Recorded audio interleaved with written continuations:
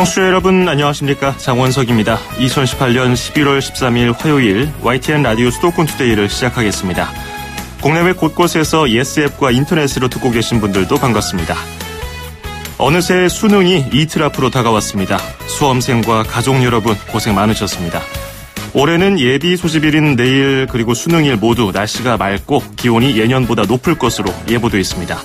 잠시 뒤 일부 투데이 포커스에서는 김용근 입시전략연구소장 전화 연결해서 수능 막바지 전략에 대해서 이야기를 나눠보겠습니다. 2부 건강한 이야기에서는 백신에 대해서 알아보고요. 자동차 주치 시간에는 자동차 리콜에 대해서 알아보겠습니다. 오늘은 전국이 맑겠지만 강원 영동과 남부지방에는 비가 내리겠습니다. 강원 영동은 10에서 40mm, 경북 내륙은 5mm 정도가 예상됩니다. 오늘도 일교차가 큽니다. 서울 현재 기온 6도, 습도는 59%. 오늘 낮 최고 기온은 서울, 춘천, 대전 14도, 대구, 광주 15도, 부산 16도를 기록하겠습니다. YTN 라디오 수도권 투데이 1부 잠시 뒤에 출발합니다.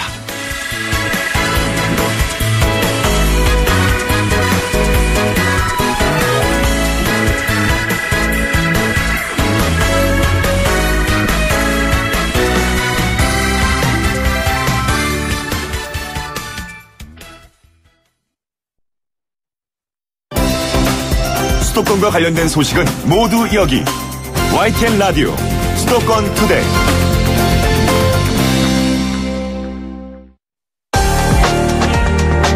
투데이 포커스. 2019 학년도 대학 수학능력시험이 단 이틀 앞으로 다가왔습니다.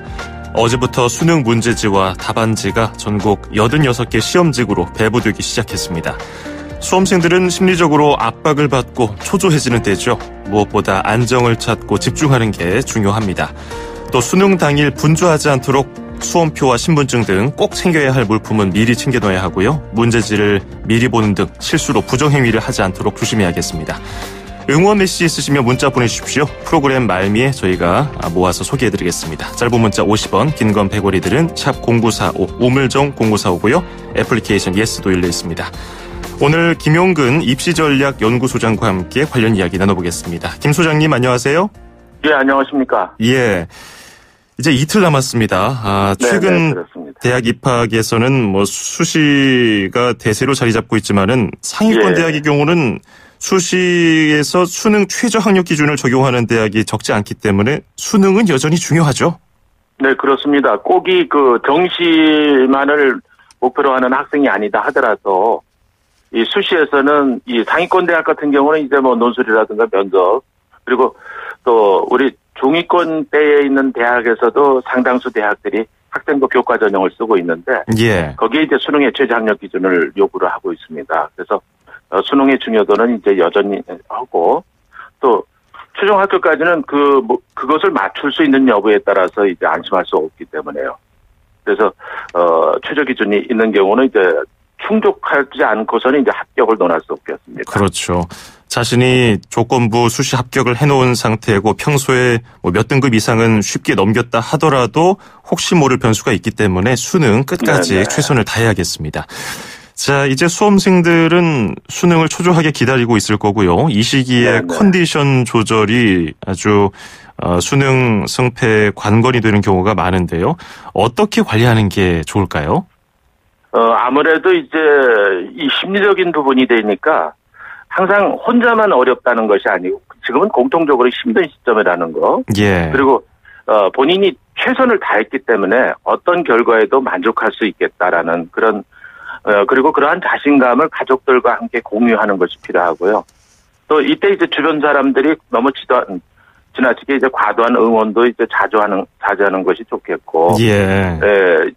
전부터 이제 본다면은 부모님께서 자녀의 손을 꼭 잡아준다든가 그런 그윽한 눈길만으로 이제 바라봐도 수험생은 이제 안정을 찾게 됩니다. 그렇군요. 과도하게 응원하고 잘할 거야, 믿는다 이런 말이 오히려 수험생들에게 부담을 준다고 하더라고요. 저희 수도권 투데이 담당 작가도 지난해 당시 수능을 보는 사촌 동생한테 스트레스 줄까 봐 아예 응원 전화라든지 문자를 안 했다고 하는데 차라리 좋은 방법이죠. 예, 차라리 좀 부담을 줄 바에는 이렇게 좀 한 발짝 떨어져서 뒤에서 응원하는 것도 좋은 방법인 것 같습니다. 네. 그리고 또 한 가지 재미있는 조사가 있었습니다. 한 음원 사이트에서 소위 수능 금지곡 탑5를 발표했는데 이게 어떤 거냐면요. 이게 좀 템포가 빠르고 그리고 반복되는 멜로디로 괜히 하루 종일 귓가에 맴돌면서 흥얼거리게 만드는 이런 노래를 말하는 건데 이런 노래들 어떻게 보세요? 좀 피하는 게 좋을까요? 아니면 그냥 농담으로 지나치는 게 좋을까요? 본인한테 이제 적합한 본인이 좋아하는 그런 부분들이라면 취하는 것도 괜찮겠죠. 그렇죠. 아무래도 뭐 마음의 안정을 취한다거나 휴식할 때 노래 들으면서 쉬면은 참 좋기 때문인데 올해 나온 노래들 몇 가지 제가 소개해드리면요. 1위가 김연자의 아모르 파티, 2위가 태진아의 진진자라, 레드벨벳 덤덤, 워너원의 나야나, 동요 상어가족까지. 저는 이 노래들을 다 알기 때문에 바로 듣자마자 흥얼거릴 수 있게 될 정도로 멜로디가 익숙하더라고요. 괜히 또 신경 쓰일 수 있으니까 듣기 싫으신 분들이나 음악이 마음 안정하는 데 도움이 안 되는 학생들은 안 들으면 또 되겠어요. 자, 그리고 수능 100일 전에는 수능 시험 시간대를 몸에 익히라는 얘기를 많이 하지 않습니까? 오늘 내일도 그렇습니다. 이 리듬에 맞추는 게 제일 중요하겠죠? 예, 그렇습니다. 이제 수면 시간을 급격하게 변경시키지 말고 지금 최소한 이제 한 달 정도 유지들을 했을 겁니다. 그래서 몇 시에 잠이 들든 아침 6시면 또 자리에서 일어나고 첫 교시 시작 시간에 맞춰서 최상의 컨디션 상태를 준비하는 거 이게 아주 중요하고요. 그리고 지난 3년간 짧게는 1년간 상당히 준비를 했는데 갑작스러운 무리 때문에 지금 불과 이제 한두일 앞두고선 감기나 배앓이가 오면은 이제 모든 것은 끝장이 됩니다. 부모님들께서도 좀 신경을 조금 더 써주시는 게 필요합니다. 그렇군요. 마지막 끝까지 좀 심리적인 것도 중요하고 몸도 좀 탈나지 않도록 잘 좀 관리했으면 좋겠는데요. 마지막 점검은요. 이제 하루 이틀 남았기 때문에 자신이 취약한 분야에 집중하면 될까요? 욕심을 내지 말아야 돼서 이제는 특정 과목이나 단원에 집중할 때가 아닙니다. 예. 그래서 대체적으로 교과서나 EBS 단원에 나오는 그런 기본 개념을 한번 훑어보는 식의 정리가 좋겠다고 말씀드릴 수 있고요. 예. 그다음에 올해도 70% 이상 출제가 예상이 되는데 그 연관될 수 있는 EBS의 그 주요 단어를 좀 살펴보면서 본인이 틀렸던 문제를 재점검하는 정도, 그런 정도면 되지 않을까 봅니다. 예. 근데 그 욕심 혹은 끝까지 좀 최선을 다하겠다는 마음, 그런 것 때문에 못 봤던 부분을 새로 막 보고자 하는 그런 마음도 강하거든요. 이런 거는 어떻게 보세요? 그거가 이제 결과적으로는 수험생의 불안을 갖게 만들죠. 예. 그래서 그동안에 작성했던 이제 개념 정리한 노트라든가 오답 노트, 이건 물론 시험장까지도 가져가게 되는데 그걸 좀 적극 활용하는 것이 필요하겠습니다. 그렇군요. 올해 수능 난이도에 대해서 많은 분들이 궁금하실 거고 전문가들도 예측을 하고 있는데요. 어느 정도로 보십니까? 대체적으로 6월, 9월인데 9월 정도의 난이도하고 아마 비슷하게 맞춰지지 않을까 이제 봅니다. 근데 시험은 이제 평이하게 나오는데 최근에 이제 우리 수험생들의 학력이 상당히 저하됐습니다. 예. 그러다 보니까 이제 그 시험 자체로 어렵게 느끼고 체감도도 높을 거예요. 그래서 대체적으로 이제 중상위권 이하권대에 있는 수험생들은 본인이 꼭 맞춰야 될 문제는 맞추고 필러 문제는 제일 마지막에 풀어나가는 그런 선택적인 그런 전략이 필요하다고 볼 수 있겠습니다. 예. 지난 9월에 있었던 모의평가를 기준으로 비슷하게 나올 것이라고 예측을 해주셨는데요. 그러면은 지난해 수능과 비교했을 때는 어느 정도 차이가 있나요? 작년 수능하고 대체적으로 거의 엇비슷할 때 이제 과목별로 본다면 국어 같은 경우는 아무래도 9월 모평하고 비슷하고 작년하고도 비슷하다 보고요. 예. 또 EBS의 작품 연결이 높기 때문에 장인권 학생들한테는 뭐 다소 쉽게 체감되겠지만 학생들한테는 좀 어려운 수준이 될 겁니다. 그리고 학생들에게 가장 까다로운 부분이 이제 독서가 되겠고요. 독서 영역이 되고. 예. 그다음에 수학 같은 경우는 가형이 이제 올해하고 아마 비슷하게 나올 것이다. 그리고 나형 같은 경우는 올해 수준보다 최소한 높지는 않을 것입니다. 그래서 예. 그리고 영어는 뭐 EBS하고 연계가 되니까 전반적으로 지문 해석도 쉽겠고 그래서 평이할 겁니다. 다만 선택지의 그 함정 이런 것이 빠지지만 않으면 되겠습니다. 그렇군요. 올해는 좀 특이합니다. 수능 모든 과목에서 본 문항 그리고 예비 문항까지 만들었습니다. 예, 그렇습니다. 지난해 있었던 그 지진 그런 천재지변이 발생할까봐 시험이 중단되는 사태에 대비하기 위한 건데요. 이게 수능 난이도에 영향을 주진 않을까요? 이제 천재지변에 대비해서 예비 문제를 했는데, 예, 요게 이제 시험 당일날 만약에 지진이 나더라도 한두 주 안에 다시 시험을 볼 수 있게끔 하는 거거든요. 예. 평가원에서는 문제도의 난이도와 신뢰도를 유지할 것이라고 했습니다. 그래서 걱정할 것은 아닌데 다만 전부가 아니고 천재지변이 난 지역만 봤을 때는 문제가 제기될 수도 있습니다. 그런데 그거는 그 해당되는 그 과목에 대한 표준 점수의 평균 표준 점수와의 그 비교로 해가지고 표준 점수 조절로 어느 정도는 커버 가능하니까 우리 수험생들은 만약에 그런 상황이 하더라도 본인이 최선을 다해서 문제를 풀면은 평가는 비슷하게 나올 것으로 봅니다. 예. 한국사는 필수 과목이잖아요. 네, 그렇습니다. 반드시 응시했죠. 예, 갑자기 궁금증이 드는데 그럼 필수 과목을 치르지 않으면 어떻게 됩니까? 한국사는 만약에 응시를 하지 않게 되면은 다른 모든 과목에 점수 산출이 안 됩니다. 아, 그런가요? 결과적으로 그렇게 되면은 학생들은 정시 지원은 아예 봉쇄가 되는 것이고, 예. 수시에서도 그 최저 기준이라든가 이런 것이 있는 경우는 그 과목을 응시 안 했을 때 아예 평가가 안 돼서 합격될 수가 없다 이렇게 볼 수 있습니다. 그렇군요. 반드시 시험장에 들어가야 합니다. 예. 그리고 4교시가 탐구 영역 시간인데요. 이때 네네. 본인도 모르게 부정행위를 해서 적발되는 경우가 가장 많다고 하잖아요. 네, 그렇습니다. 예, 선택된 과목을 순서에 따라서 풀어야 하는데 어떻게 하는 겁니까? 이 탐구 과목에 대한 응시 방법 위반이 거의 절반 수준입니다. 전체 굉장히 높군요. 예, 상당히 높거든요. 그래서 한국사 시험을 치른 후에 이제 사회, 과학, 직업 탐구가 계속해서 진행이 되거든요. 그런데 그때 특히 이제 과목별로 시험이 끝났을 때 한 2분 정도의 문제집 회수 시간이 주어지는데 그런 시간을 이용해가지고 짧게 이제 다음 과목 문제를 들춰본다든가 시선을 준다든가 이건 결정적인 부정이 됩니다. 그러니까 그런 부분들을 이제 좀 유의해서 그리고 우리 이 탐구 과목에 대한 지원자들은 본인이 선택한 과목을 순서대로 기재하고 이제 응시를 해야 됩니다. 예. 평소에 모의평가 치를 때처럼 습관적으로 다음 거를 넘겨봤다거나 했을 때 부정행위로 간주될 수 있으니까 꼭 주의를 해야겠고요. 네, 그렇습니다. 그리고 이제 수능이 끝나면 본격적으로 대입 준비에 돌입해야 할 텐데요. 전략을 잘 세워야 한다는 얘기예요. 입시 설명회를 잘 활용하는 방법이 있을까요?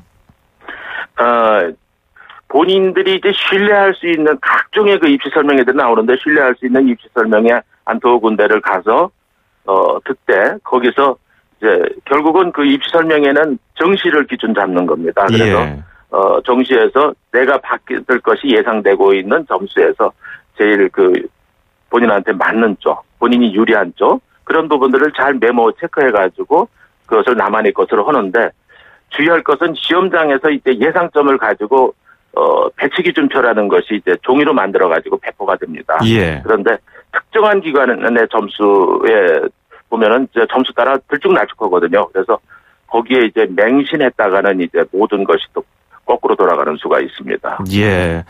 자, 그리고 면접, 논술, 적성고사 이런 것들도 계속해서 대학별로 진행이 될 텐데요. 면접을 네네. 특히 좀 어려워하는 학생들이 많아요. 아무래도 이런 경험을 해본 학생들이 많지 않아서 그런 것 같은데 좋은 팁 없을까요? 면접은 이제 학종하고 교과 전형 응시자 대상으로 해서 다양하게 진행이 되는데 예.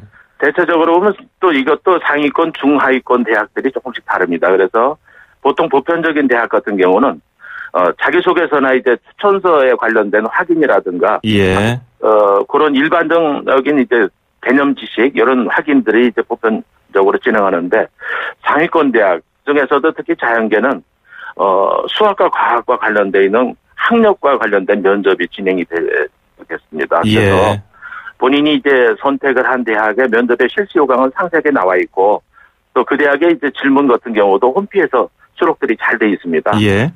그런 쪽에 그걸 이제 보면서 하고 또 관련돼 있는 이제 준비할 수 있는 수능이 끝나고 나면 학원이라든가 또는 학교에서들도 계층 학생들 모아가지고 하니까 그런 쪽들을 잘 받아들이는 것이 좋겠습니다. 네, 알겠습니다. 오늘 도움 말씀 잘 들었습니다. 고맙습니다. 네, 고맙습니다. 네, 지금까지 김용근 입시전략연구소장이었습니다.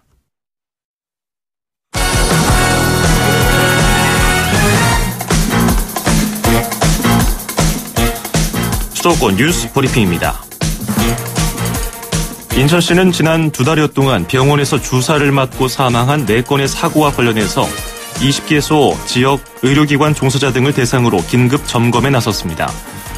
인천시는 관할 보건소에서 의료법 위반 행위가 있는지 면밀히 검토하고 남동구의 폐혈증 쇼크 사망 사건은 현재 감염 원인 경로를 확인하고 있다고 밝혔습니다. 또 보건소와 의료기관의 일회용 주사용품 관리와 개봉된 주사기 사용에 대한 감독 강화를 위해서 긴급 연석회의도 열었습니다. 서울시는 대학 수학능력시험일인 오는 15일 지하철과 버스, 택시 운행을 늘리고 비상수송 차량 790대도 투입하기로 했습니다. 서울시는 우선 지하철 집중 배차 시간을 오전 6시에서 10시로 2시간 늘리기로 했습니다. 시내버스와 마을버스도 오전 6시부터 오전 8시 10분까지 최소 배차 간격으로 운행하기로 했습니다. 택시는 오전 4시부터 정오까지 부재를 없애서 16,000여 대를 추가 투입합니다. 또 차량과 오토바이 790대를 확보해서 수험장 부근 지하철역과 버스 정류소 등에 배치해 무료로 수험장까지 데려다 줄 예정입니다. 인천시는 대학 수학능력시험일인 오는 15일부터 호프집과 소주방, 나이트클럽 등 청소년 유해 식품 접객업소를 대상으로 민관 합동 단속을 벌인다고 밝혔습니다. 인천시는 시험이 끝나면 청소년들이 해방감에 취해서 유해업소를 찾을 기회가 많아질 것으로 보인다며 단속에 나선 이유를 밝혔습니다. 인천시는 적발된 업소에 시정명령과 영업정지, 과태료 부과 등의 행정 처분을 내릴 방침입니다. 유통기한이 지난 원료를 쓰거나 다른 업체 제품을 자신들이 만든 것처럼 파는 등 소비자들을 속여온 경기도 대형 식품 제조업체들이 무더기로 적발됐습니다. 경기도 민생특별사법경찰단은 대형 식품 제조업체와 마트에 납품하는 위탁업소 등 175곳을 단속해서 22곳을 적발했다고 밝혔습니다. 적발된 업소 가운데 광주시에 있는 업체는 유통기한이 한 달 지난 중국산 원료로 유기농 옥수수 수염차를 만들었고 고급 과자를 가맹점 등에서 파는 파주시 업체는 다른 업체 제품을 둔갑시켜서 팔다가 적발됐습니다. 서울 시민 3명 가운데 1명은 자신이 현재 극도로 고립된 삶을 산다고 생각하는 것으로 나타났습니다. 서울시가 지난달 만 20살에서 64살 사이 시민 1000명을 조사한 결과 극도로 고립된 삶을 살고 있다고 느끼는 사람이 288명으로 전체의 29%를 차지했습니다. 또 극심한 외로움을 겪고 있다고 답한 시민은 21%, 211명으로 나타났습니다. 고립감과 외로움이 크다고 느낀 응답자의 성별, 연령별 편차는 크지 않았습니다. 인천시 남동구가 내년부터 출산 장려금을 2배 이상 대폭 늘리기로 했습니다. 남동구는 출산 장려금 지원에 관한 조례를 개정해서 내년부터 둘째 자녀에게 지급됐던 장려금을 50만 원에서 100만 원으로, 셋째는 100만 원에서 300만 원으로, 넷째는 200만 원에서 500만 원으로, 그리고 다섯째는 기존 200만 원에서 1000만 원으로 상향 조정할 예정입니다. 이렇게 출산 장려금을 확대했을 경우에 내년 한 해 약 26억 원 정도가 필요할 것으로 예상됩니다. 서울시가 도시 조명 분야 세계 최대 협력체인 국제도시조명연맹의 다음번 회장 도시로 선출됐습니다. 서울시는 지난 2일 국제도시조명연맹 연례총회에서 집행위원 도시의 만장일치로 제6대 회장 도시로 공식 선출됐습니다. 세계 44개의 나라 70여 개 도시, 40여 개 기업이 회원으로 있는 국제도시조명연맹은 조명 정책과 신기술 등을 발전시키기 위해서 지난 2002년 프랑스 리옹에 설립됐습니다. 수원시는 시청 홈페이지에 보험금을 부정하게 타낸 장기 요양기관의 명단을 공개하기로 했습니다. 수원시는 보험금 부정수급 요양기관의 이름과 주소, 위반 내용 등을 6달 동안 공개할 예정입니다. 공개 대상은 부정수급 보험금이 1,000만 원 이상이거나 장기 요양급여 비용 총액의 10% 이상입니다. 수원시는 다음 달부터 이 같은 내용이 담긴 비리 근절 대책을 시행하기로 했습니다. 지금까지 수도권 뉴스 브리핑이었습니다.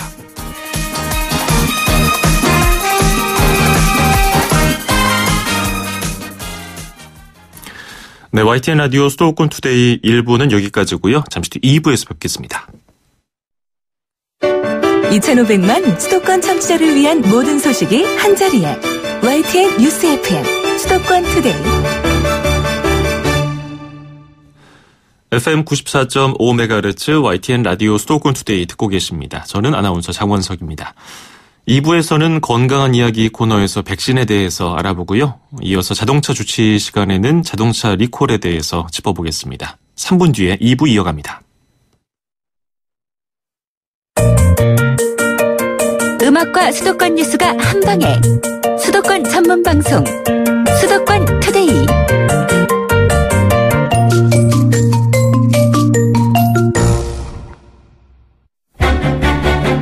수도권 투데이 청취자 여러분, 건강하세요? 쉽고 재밌게 풀어보는 건강한 이야기.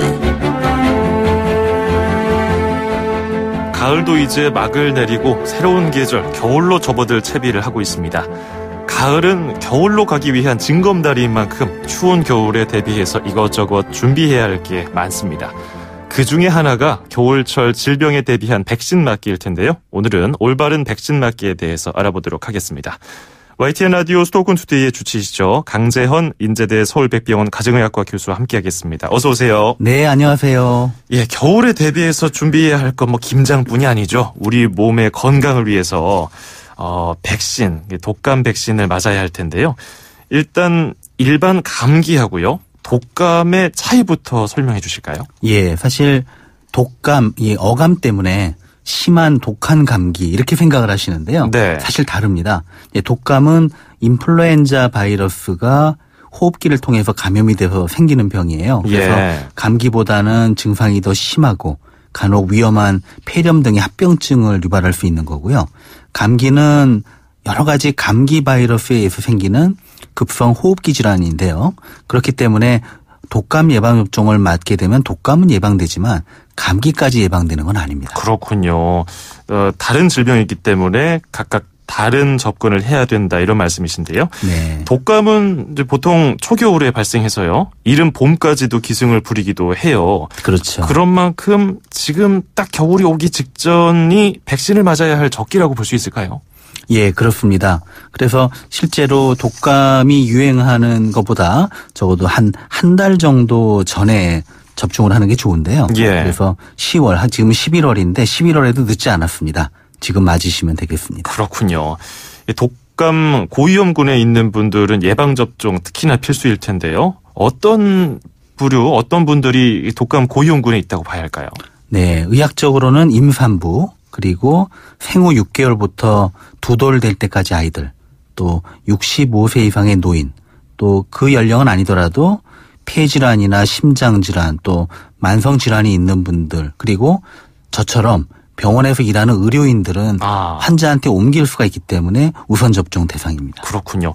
근데 임신하신 분들은 예방접종 맞아도 될까 이렇게 고민하는 분들 종종 있는 것 같은데 어떤가요? 예, 맞도록 돼 있습니다. 그렇군요. 예.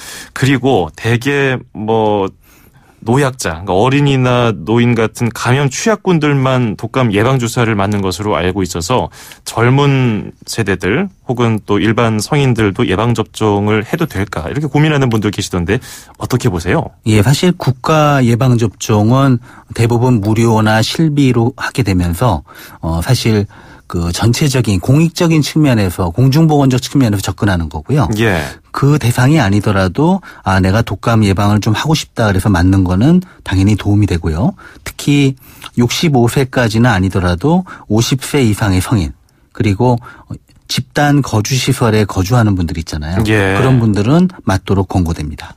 이 독감 예방 백신은 늦어도 11월 안에는 꼭 맞으라고 하던 얘기가 있던데요. 이 시기에 예방접종을 해야 하는 이유가 뭡니까?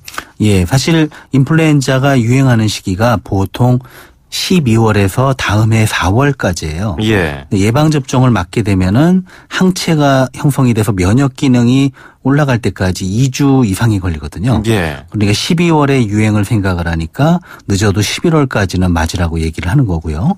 특히 아이들의 경우는 성인과 달리 2회 접종을 하게 되니까 그런 경우에는 뭐 9월부터 권고를 하기도 합니다. 예. 예방접종 받을 때 거기서 여러 가지 물어봐요. 근데 예방접종을 하기 전에는 그것을 다 잊고 있다가 아 맞다 이거 물어봤었지 하고서 그 자리에 가서 나중에 맞으러 올게요 이렇게 하신 분들 계시거든요. 그렇죠. 예방접종 전후에 어떤 것들을 지켜야 할까요? 그때 이제 체중도 재고 과거에 예방접종 때 부작용이 없었는지 그런 것도 물어보게 되고 의사의 예진을 받게 되고요. 예. 맞고 나면은 가볍게 또는 경우에 따라서 심하게 마치 독감 비슷한 증상을 접종하고 하루 이틀 사이에 겪는 분들이 있어요. 예. 그래서 주의 깊게 봐야 되고 접종받은 부위는 하루 정도는 청결하게 잘 유지를 하는 것이 중요합니다. 예. 그러면 예방접종 맞고 나서 바로 뭐 독감 증세 비슷하게 앓는 분들은 그냥 정상적인 반응인가요? 예, 가볍게 앓는 분도 있고요. 예. 몸살 기운을 느끼는 분들도 있는데 예방접종의 정상적인 그런 증상 중에 하나입니다. 그렇군요. 독감 예방 백신은 3가, 4가 이렇게 두 가지로 나뉘지 않습니까? 그렇죠. 두 가지는 어떤 차이가 있습니까? 예, 우선 독감 예방 접종을 할 때 어떻게 백신을 개발을 하느냐 하는 건데요. 예. 남반구의 독감 유행을 보고 이제 그 다음에 북반구에 이제 독감이 유행하잖아요. 예. 그래서 유행할 바이러스를 예측을 해가지고 몇 개를 소위 확률이 높은 걸 골라가지고 백신을 만들게 돼요. 예. 그래서 3가 백신이라는 것은 3개의 인플루엔자 바이러스를 선정을 해서 확률이 높은 걸 고르는 거예요. 예. 그래서 인플루엔자 A 바이러스 항원 2개, 그 다음에 B 바이러스 항원 1개 이렇게 3개를 하게 되는데요. 4가는 이게 2개로 하나를 더 추가하는 거죠. 예. 그래서 아무래도 3개보다 4개니까 적중을 시킬 확률이 높아진다는 차이가 있습니다. 그러니까 독감 예방 백신은 그 해에 그 당시에 유행하고 있는 바이러스에 따라서 매번 조금씩 달라지겠네요, 성분이. 그렇죠. 그렇기 때문에 사실 3가보다 4가가 적중 확률이 조금 올라가는 건 맞지만 예. 예방접종의 그런 수준이나 효능이 크게 차이가 나는 건 아니고요. 확률이 조금 더 올라간다 이렇게 보시면 되겠습니다. 그런데 일반적으로 국가에서 제공하는 백신 중에 3가는 전액 무료고요. 4가는 네. 유료기 때문에 예. 아무래도 돈 주고 맞는 게 더 좋지 않을까 이런 인식이 있어요. 이거 어떤가요? 그러니까 질적인 차이보다는 예. 이제 국가 예방접종의 비용은 1년에 2, 3천만 접종을 하게 돼요. 예. 그러니까 예산도 고려해야 되고 국가 전체로 볼 땐 3가 백신도 충분하다고 보기 때문에 3가 백신을 주게 돼 있고요. 이제 그렇지만 내가 그래도 내 돈을 더 지불해서라도 하나 더 있는 4가 백신을 맞겠다. 그럴 경우엔 자비 부담이 들어가야 되는 거죠. 예. 그리고 올해부터 달라지는 예방접종 관련 제도를 보니까요. 만 3세 미만 영아도 4가 독감 백신 접종이 가능하도록 했습니다. 이렇게 아이들에게도 4가로 확대한 이유는 뭘까요? 그러니까 이번에 그 예방접종 제도가 바뀐 게 예. 4가로 바뀌었다기보다는 연령 범위를 확 늘렸어요. 그렇군요. 그러니까 사실 과거 맨 처음에 시작할 때는 6개월에서 생후 6개월에서 1년까지 했다가 예. 또 작년까지는 59개월까지 늘렸는데요. 금년에는 초등학교 전체로 늘렸고요. 예. 그다음에 아마 내년과 후년에는 예산이 허용하면 중고생까지도 늘리는 거로 돼 있어요. 그러니까 사실은 3가를 4가로 바꾼 것보다는 이 무료 전면 접종을 하는 연령대를 늘린 게 가장 큰 변화입니다. 그렇군요. 예. 혹시나 백신이 모자라게 돼서 백신 대란이 일어나지 않을까 이런 걱정하는 분들도 계시던데요. 그래서 서둘러서 연말 가기 전에 빨리 맞으러 가야 된다 이렇게 얘기를 하시더라고요. 올해 그런 일이 일어날 가능성은 얼마나 있다고 보시는지요? 예, 질병관리본부에서 발표한 바에 따르면 작년에 확보된 인플루엔자 백신보다 한 10% 이상을 더 확보했대요. 예. 특히 65세 이상 어르신들은 더 절실하게 맞아야 되기 때문에 또 많이 맞으러 오시는데요. 이분들을 위한 물량은 또 별도 확보를 했다고 합니다. 예. 그래서 금년에는 모자라는 일은 없지 않을까 판단이 됩니다. 그렇군요. 자, 지금까지는 독감, 그러니까 인플루엔자 바이러스에 대한 백신을 얘기해봤는데요. 겨울에 또 맞아야 될 백신 가운데 폐렴하고요, 대상포진 백신도 있다고 들었는데 이건 어떤 것들인가요? 예, 그렇습니다. 사실 독감 예방 접종을 할 때 폐렴과 대상포진 백신을 같이 하면 좋은데요. 예. 이제 독감 백신과 달리 또 폐렴 백신은 폐렴구균에 대한 예방이 되기 때문에 치명적인 폐렴을 예방하는 효과가 있고요. 예. 그다음에 대상포진 백신도 사실 대상포진이 생기면 굉장히 통증이 오고 예. 오랫동안 앓게 되는데 이것을 예방하는 백신이기 때문에 도움이 됩니다. 예. 폐렴 같은 경우는요, 뭐 젊은 사람들, 건강한 사람들은 뭐 항생제 좀 투여받고 약 먹고 하면은 금방 회복을 하던데. 맞아요. 어르신들은 이 폐렴을 극복 못하고 다른 합병증까지 생기는 분들도 계시더라고요. 그렇죠. 그 폐렴을 예방할 수 있는 폐렴 백신을 맞으면 어느 정도로 폐렴 예방이 가능할까요? 네, 이제 고위험군인 65세 이상 노인이나 또는 면역 기능이 떨어져 있는 그런 유질병자의 경우는 이 예방접종을 맞게 되면 한 50에서 80%까지는 폐렴구균 감염에 대한 예방 효과가 있다고 합니다. 예. 그러면 대상포진 예방 백신도 60세가 넘으면 맞는 게 좋겠군요. 예, 과거에 이제 60세 권고를 하다가 최근에는 50세 이상에서 1회 접종을 하는 거로 권고가 됐고요. 예. 대상포진 백신을 1회 접종하면 50에서 70% 정도 예방 효과가 있고요. 예. 예방 접종을 맞았는데도 걸리더라도 그 대상포진 다음에 오는 심한 통증, 신경통이 있는데 이걸 완화하는 효과가 있다고 합니다. 그렇군요. 자, 오늘은 이제 겨울을 앞두고서 독감 예방 백신과 대상포진 예방 백신 그리고 폐렴 예방 백신에 대해서 알아봤는데요. 그 각자 개인적인 그 상황에 따라서 조금씩 다를 수 있으니까요. 병원에 가서 꼭 진료 받으신 다음에 예방 접종 맞으시면 좋겠네요. 오늘 말씀 잘 들었습니다. 고맙습니다. 감사합니다. 네, 지금까지 강재헌 인제대 서울백병원 가정의학과 교수였습니다.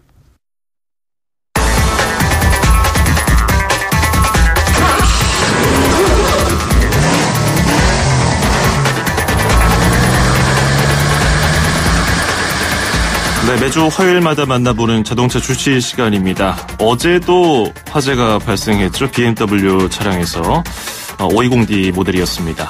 근데 리콜을 하고 있는데 우리나라에서만 차별을 하는 거 아니냐 이런 의혹도 제기되고 있죠. 오늘은 리콜 문제에 대해서 짚어보도록 하죠. 김필수 대린대 자동차학과 교수와 함께 이야기 나눠보겠습니다. 교수님 안녕하세요. 네, 안녕하세요. 예, 리콜이라고 하면 그냥 리콜인 줄 알았는데 네. 무상수리라는 개념도 있거든요. 두 가지가 어떻게 다릅니까? 네, 일단 무상수리하게 되면은 편의장치에 문제가 있는 경우에 해주는 방법이고, 리콜은 안전장치에 영향을 줄 때 리콜을 처리해 주거든요. 예. 문제는 두 가지가 극과 극이라는 겁니다. 리콜은 해당되는 차종 모든 소유자한테 직접 연락이 가능해야 됩니다. 예. 그리고 또 실제로 리콜에 대한 부분들은 계속 반복을 하면서 안전에 대한 부분들이기 때문에 뭐 리콜 이행률 비슷하게 해서 18개월 사이에 좀 어느 정도 올려야 되는 이런 책임도 어느 정도 좀 가지고 있다고 볼 수가 있는데요. 예. 무상 수리는 차가 고장이 안 나면은 통보할 필요도 없습니다. 그리고 혹시라도 문제가 돼서 지정 정비업소에 왔을 때 그때서야 이거는 무상 수리 해주는 겁니다. 그래서 무상으로 부품을 바꿔주거든요. 예. 그러니까 오지 않으면은 아예 끝나는 거고요. 와서 혹시라도 해당되는 부품이면은 다행이라고 생각하면 되기 때문에.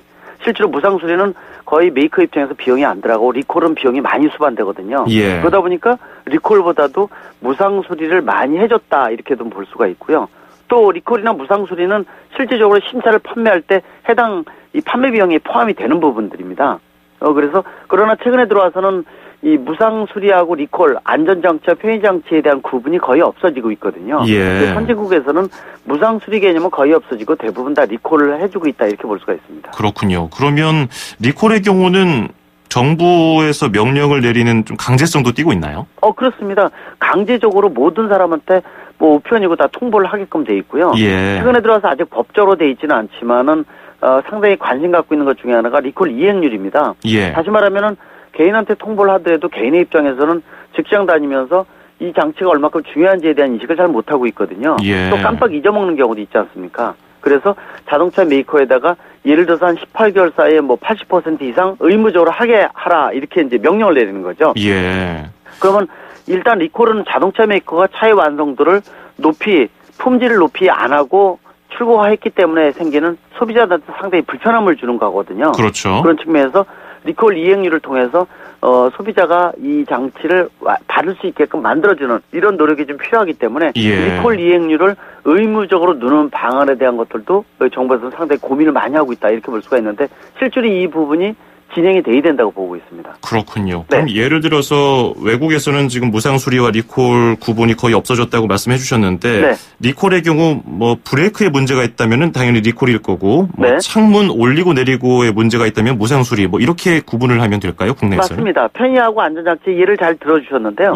근데 이런 부분들이 자동차 운전을 할 때 상당히 안전에 영향을 줄 수 있는 부분입니다. 예를 들어서 스티어링 휠 같은 거, 핸들 같은 경우가 열선이 들어가 있는 경우가 있지 않습니까? 근데 겨울에 따뜻한데 이 열선이 갑자기 너무 온도가 높아져가지고 이런 경우에 예전에 무상 수리를 해준 경우가 있거든요. 근데 이것이 리콜도 해당이 될 수가 있는 것이 순간적으로 뜨겁게 되면 핸들 놓칠 수 있지 않습니까? 그렇네요. 그러면 운전할 때 상당히 좀 큰 안전에 영향을 줄 수가 있기 때문에 말씀드린 대로 안전과 편의에 대한 것들은 혼재가 되는 경우가 많은데 이럴 경우에는 소비자 중심으로 리콜을 해주는 게 올바른 방향이라고 볼 수가 있는데 국내에서는 그런 부분을 좀 소홀히 했던 게 사실이고요. 정부의 역할도 좀 떨어졌었고 소비자가 불리한 부분이 상당히 많았는데 아직도 자동차 분야는 소비자가 좀 불리한 부분이 훨씬 더 많다고 볼 수가 있습니다. 해외 사례랑 항상 비교를 하게 되잖아요. 해외에서는 이렇게 해줬는데 우리나라에서는 왜 이렇게 홀대하느냐.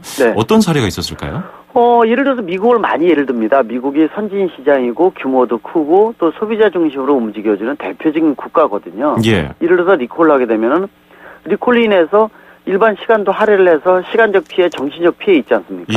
또 예를 들어서 중고차 가격이 하락하게 되면 하락에 대한 부분도 있잖아요. 이런 어떤 여러 가지 부분에 대해서 메이커가 소비자한테 보상을 해줍니다. 또 심지어는 대차까지 해주죠. 그리고 심지어는 심한 경우에는 자동차 교환 환불 프로그램도 굉장히 잘 활성화되어 있거든요. 근데 말씀드린 이 내용이 국내에서는 거의 전무하다는 거죠. 아마 리콜 받으러 갔을 때 도리어 홀대받고 시간적 피해, 정신적 피해 또 이 차가 하도 수리를 많이 했는데 신차인데도 불구하고 교환이나 환불해주는 경우 한 번도 못 보셨을 겁니다. 그만큼 우리 소비자가 굉장히 좀 어떻게 보면은 봉이 돼가지고 진행됐던 게 지금까지의 과정이다 이렇게 보기 때문에 최근에 들어와서 그런 부분을 좀 더 이 개혁하고 좀 올려야 된다. 제도적 개선을 선진적으로 올려야 된다라는 부분이 목소리가 높아지고 있다는 거 하나의 좋은 흐름이라고 보고 있는데 좀 더 안착이 됐으면 하는 생각이 듭니다. 그렇군요. 그리고 일부 그 법적인 대응을 하는 경우에요. 소비자가 그 차량의 문제점에 대해서 입증을 해야 되는 이런 경우도 있던데 좀 어려움이 많지 않을까요? 굉장히 많습니다. 지금 긍정적인 분위기가 좀 일어나고 있다라고 말씀드렸는데 최근에 법적으로 지금 입법 예고를 아마 곧 진행을 할 겁니다. 예전에는 아마 징벌적 손해배상제라는 거 들어는 보셨지만은 국내에서는 진행 안 되는 거 알고 계셨을 겁니다. 이번에 아직도 진행형이지만은 BMW 차량 화재 사건으로 인해서 소비자의 목소리가 많이 올라간 것 중에 하나가 자동차 관리법상에 징벌적 손해배상제가 없었는데요. 이번에는 손해액에 대해서 5배까지 이 손해배상제를 하는 부분들이 지금 진행이 되고 있는데 저희 입장에서는 너무 좀 약하다라는 부분이거든요. 좀 10배에서 20배 사이 해주면은 메이커가 좀 더 책임을 지고 움직일 텐데 너무 약하다는 건데 아까 말씀하신 대로 또 한 가지는 자동차의 결함 여부를 소비자가 입증을 해줘야 됩니다. 그러다 보니까 지금까지 이 자동차 급발진 같은 게 생기게 되면은 확실한데도 불구하고 100% 운전자 또는 소유자가 패소하는 경우가 아마 주변에서 많이 보셨을 겁니다. 자동차의 결함을 운전자가 확인하는 거 불가능하지 않습니까? 이거는 병원에서 수술 잘못했는데 피해자 가족이 수술 잘못한 거 밝히라는 거 똑같습니다. 미국은 반대로 돼 있습니다. 예를 들어서 자동차의 메이커가 자사 차량에 결함이 없다는 걸 밝혀야 되거든요. 이 부분을 소홀히 안 하게 되면은 이 재판부에서 소비자한테요 합의를 종용을 합니다. 그래서 결론이 안 나오더라도 보상을 받는 경우가 대부분이라 볼 수가 있거든요.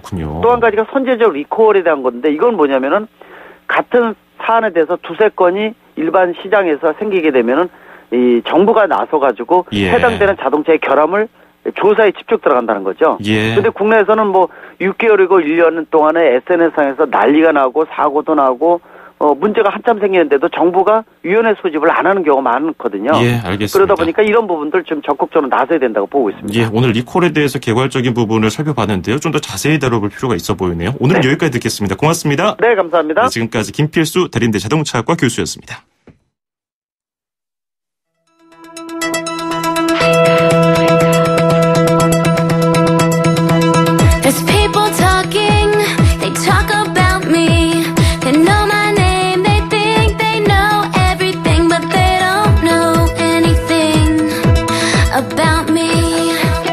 11월 13일 화요일 YTN 라디오 수도권 투데이 마치겠습니다. 오늘도 즐거운 하루 보내시고요. 끝으로 들으실 노래는 힐러리 더프가 부르는 웨이크업입니다. 저는 내일 아침 9시 10분에 뵙겠습니다. 장원석이었습니다. 고맙습니다.